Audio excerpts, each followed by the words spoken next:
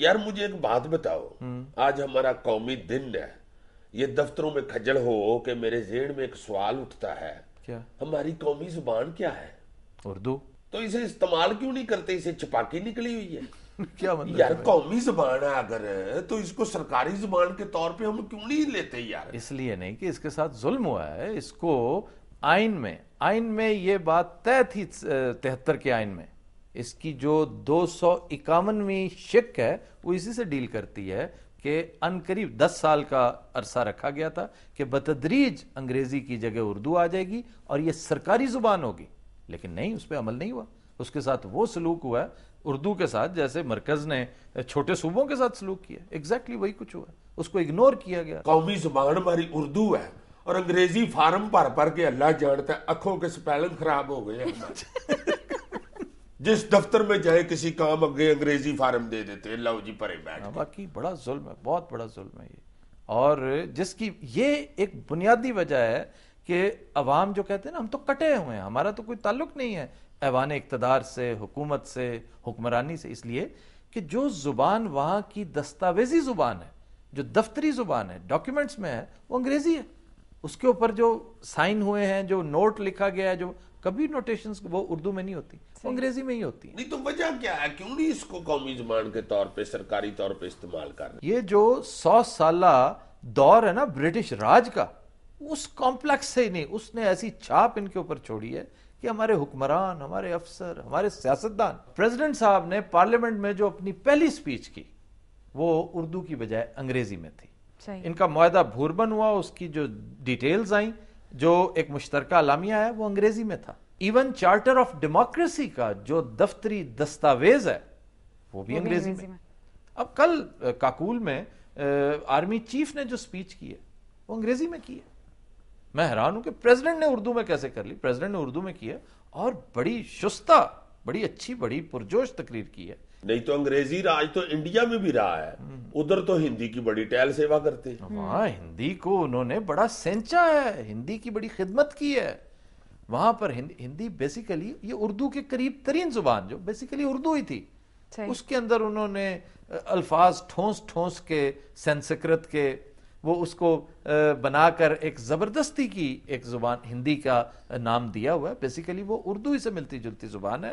اور اس کی ترویج کے لیے وہاں کے جو ادبی پرچے ہیں نا جو ہندی زبان کے ہیں، ان کو کروڑوں کی گرانٹ ملتی ہے ہر سال، ان کو اشتہارات ملتے ہیں سرکاری. یہاں پر ٹوٹا پھوٹا ایک اشتہار نہیں ملتا انہیں، جو پہلے کسی زمانے میں ہوتے تھے کہ 2-3 درجن رسالے ادبی اردو کے، اب وہ گھٹتے گھٹتے شرنک ہوتے.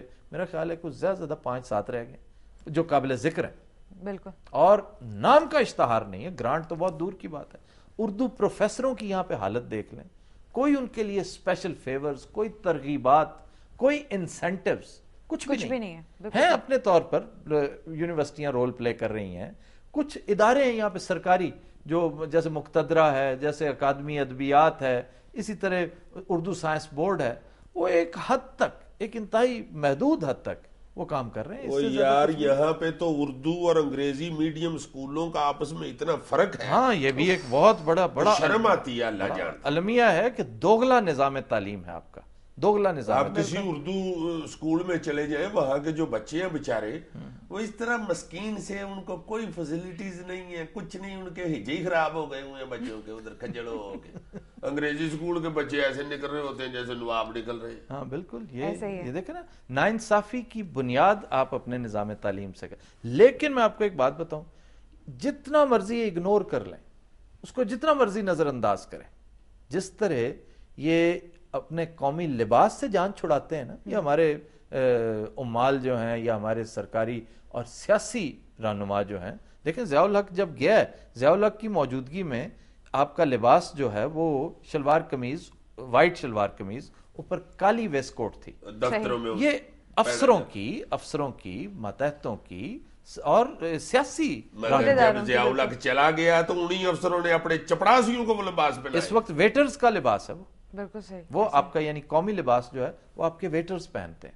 اور یہ پھر وہیں وہی سوٹ ٹائیاں اور وہی پرانا انگریز بن کے بیٹھے ہوئے. یار یہ سارے دفتروں میں ایک ایک ہیٹ بھی تقسیم کر دو, ان کا رانجھا راضی ہو جائے ذرا. ان کا بس نہیں چلتا ویسے ہیٹ بھی پہننے کو دل تو چاہتا ہے, لیکن میں گزارش یہ کر رہا تھا کہ اردو انشاءاللہ ہمیشہ زندہ رہے گی. اردو اتنی طاقتور زبان ہے, اس کے اندر اتنی توانائی ہے, کیونکہ اس کا میکنزم بڑا دلچسپ ہے. جو بھی آتا ہے اس میں ضم ہو جاتا ہے. جو بھی لینگویج, آپ کسی لینگویج کا لفظ اٹھائیں, یہ نگینے کی طرح اس میں فٹ ہو جائے گا. میں ابھی بھی جو گفتگو کر رہا ہوں اس میں 20 لفظ میں انگریزی کے, پنجابی کے, سنسکرت کے اس کے اندر آ رہے ہیں, ترکی کے, فارسی کے, عربی کے الفاظ ہیں, کیونکہ یہ ان کا مجموع, اس کی حیت قضائی ایسی ہے, یہ اسی سے مل کر بنتی ہے, اسی سٹائل سے. اور اس کے آگے چلنے کی اور اس کی ترویج کی دوسری دلیل جو ہے وہ ہے بالی ووڈ, انڈین فلمیں. بالکل آپ دیکھیں انڈین فلم کیا ہے, وہ اس کو بھلے سے جتنا مرضی اس کو ہندی چھوڑ کر اس کا نام فرانسیسی رکھ لیں, وہ ہے اردو ہی.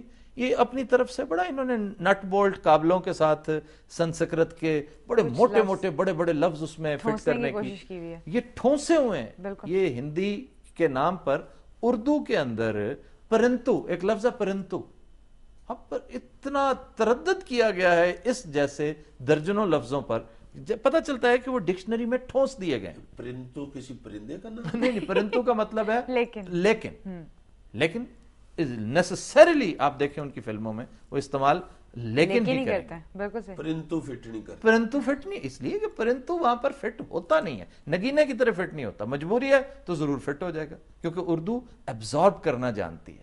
چنانچہ یہ جتنا مرضی نظر انداز کرتے رہیں, اردو انتہائی خوبصورت زبان ہے. دنیا کا بہترین ادب اس زبان میں تخلیق ہوا ہے. بہت بڑے بڑے ناول, اداس نسلیں جیسے, آگ کا دریا جیسے ناولز, شاعری اقبال کی, غالب کی, میر کی, پھر یہ ماڈرن ٹائمز میں میری اپنی شاعری اردو میں. آپ نے کیا شاعری کی ہے, کب کی ہے؟ یار ہاتھ دھو گئی ویسے. یار مجھے اتنا کیوں میاں سمجھتے ہو یار؟ میں بات کر رہا ہوں فیض احمد فیض کی, منیر نیازی کی. وہاں پر اپنا نام ٹوس دیا انہوں نے, بالکل ہندی کی طرح. کیوں نہیں کرتے یار؟ ناظرین اس کھوچل کی باتوں پہ مت جائیے گا. اللہ جانتا ہے اس پروگرام میں حصہ لینے سے پہلے میں اچھا بڑا شاعر تھا. اس نے مجھے اتنا بیزت کیا کہ میری شاعری کانوں سے نکل گئی. خواتین و حضرات, ہم لیتے ہیں ایک بریک, ہمارے ساتھ رہیے گا.